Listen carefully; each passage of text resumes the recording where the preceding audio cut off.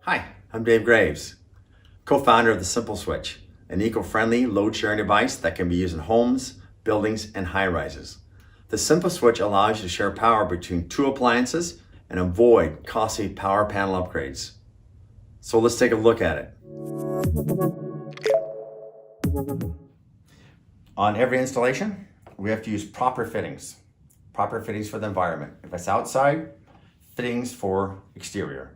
Inside, fittings for exterior, or if it's a dust environment, have to do those type too. So check your install and your install location before you choose your proper fittings. This area here is called our wiring area and our conduit area, entry area. It's on the side, bottom, and side, never through the top. We don't cross wiring or cross our circuit board. Maintain below it.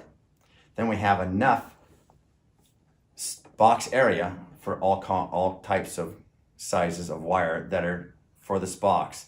Now we're going to dig a little deeper into it and I'll show where the connections go.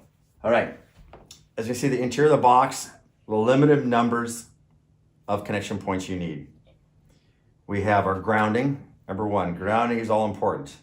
Always have a ground. Our first set of connections here are where the line comes in from the breaker. These 2 points. Our second set is our primary device or primary load going out.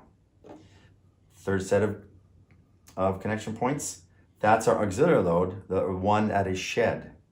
Hook up the priority load that you've chosen, be it the oven, sauna, etc., or hot water tank, dryer. The auxiliary load going out is on the last set. This one is going to lose its power or be shed during use of this product.